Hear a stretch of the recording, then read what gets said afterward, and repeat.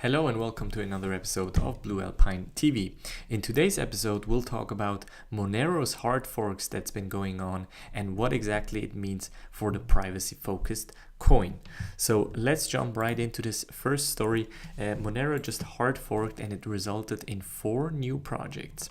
So as you know, Monero is based on the hashing algorithm that is called Kryptonite, and just recently Bitmain announced that they have kind of developed an ASIC miner that can be used to mine Monero. Now Monero in its kind of philosophy has that it's kind of hard forking and forking every 6 months, so that they are kind of not going against the competition but going against miners, because in their basic philosophy they're kind of against the potential of centralizing mining operations. And with ASIC miners you could potentially do this by buying a lot of ASIC miners in the industry. So they have kind of hard forked this version 12, and actually what happened now is it kind of created 4 new coins and 4 new kind of forks out of the Monero, and they're called Monero Zero, Monero Original, Monero-Classic, and Monero-Classic. So we have 2 times Monero-Classic, Original, and Zero. Now none of them is currently available on CoinMarketCap. I think you can buy 1 or 2 of them on HIT BTC, so on the Korean exchanges, but none of them are kind of have proper liquidity. So for investors it's a bit I would be a bit hesitant to invest here directly.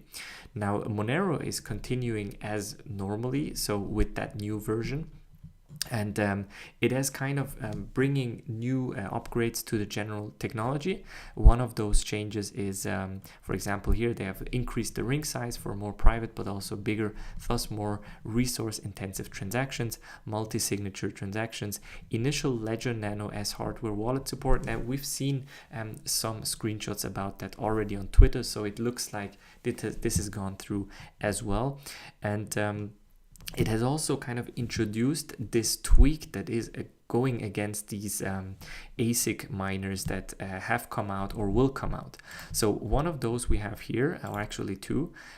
So we have batch 1 and batch 2, and the first batch is actually $12,000 and the second batch will be $7,600. And the main difference is basically the release date. So you have mid to end of May, you have the first batch that comes out, and then you have mid to end June, you have the second batch that comes out. Both weigh around 7 kilos and both are actually already sold out. So and the main importance of this thing is that it is the hashing algorithm is Kryptonite, and as you know, Monero is based on Kryptonite. So what the difference with these new forks is, like all of these versions, so Zero, Original, the both classics, are still on this Monero 11 version. So Monero is now has forked to version 12, and all of these are still on version 11. So meaning they are kind of hard fork or pre-fork in terms of technology changes that has been introduced in version 12. So they're kind of already and still it is possible to use ASIC miners with these things. Now, if we look at the different kind of possibilities, there is very little known about these projects as is and who's behind them. So if we look at them, for example, Monero-Classic is initiated by a group that self-identifies as Monero enthusiasts from Singapore, including developers and a few miners who felt it was time to take action. They're saying the ability to have choices promotes competition and that drives growth. We have to look at things at that level. Unilateral control is suffocating death because you take away the need to improve and innovate. Now, Bento Tan, he is kind of not in charge, but kind of like the spokesperson for this Monero-Classic thing, and he's saying he's kind of making the point that, look, it wasn't just Bitmain which came out with these ant miners. It was also 2 or 3 different companies that kind of created these ASIC miners. So, and that kind of breeds competition, which is good for the ecosystem, which is in turn good for the cryptocurrency Monero. And he's continuing on the website. It says the main message of Monero-Classic is that we believe that the developers changing the proof of work creates more centralization and harms decentralization. The Monero developers are saying that they can and will change the consensus rules whenever it suits them, and the community seems to be conditioned into following the wishes of the developers. Now, obviously, it's an open source project, so anyone can help with developing Monero. But since this has been kind of baked into the type of how Monero acts in terms of doing these changes every 6 months, people kind of felt like it is almost centralizing. So they're going against the basic kind of philosophy of cryptocurrencies, and I think it's a fair point. But whether this step with these 4 forks really made sense is another question. So there's the other Monero-Classic, and they're like kind of added this line in between in order to differentiate. And the person behind Monero-Classics kind of identifies himself as PZ or PZ, and it says here, not unlike the other Monero-Classic, PZ explains on his website that the emergence of specialized mining machines for a cryptocurrency is a normal market economy phenomenon. And if there are professional mining machines, the events like Monero was attacked by more than 500,000 botnets could be avoided, referring to botnets that have been used to mine Monero. Now, he's referring, or she is referring to this situation where, for example, when you visit the website, it kind of used your browser to mine Monero, and also this botnet attacks that have been used because you can kind of use the general CPU of a computer in order to mine Monero. It's kind of interesting for websites and kind of different even IoT projects really to mine Monero, and he's or she's saying that this could have been avoided. Now, there is a rumor that this second Monero-Classic is actually kind of not co-developed, but kind of supported by Bitmain and Bitmain's mining pool and pool.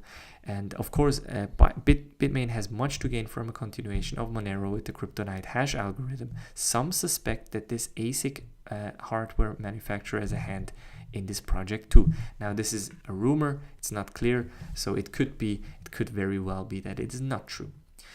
Now, a Monero Zero or XMZ is we've decided that Monero project strategy to continuously hard fork is no longer a stable or sane strategy.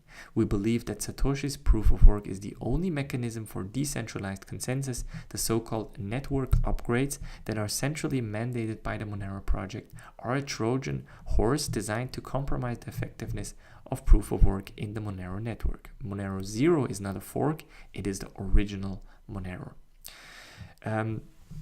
So they are even going so far and saying Bitmain is trying to destroy Monero because by releasing these ASIC miners, the team of Monero and the developers of Monero are actually kind of put in a position where they are forced to develop against Bitmain and the ASIC miners, and that is potential to kind of drama in the developer community for sure, but also on a technological level to lose focus.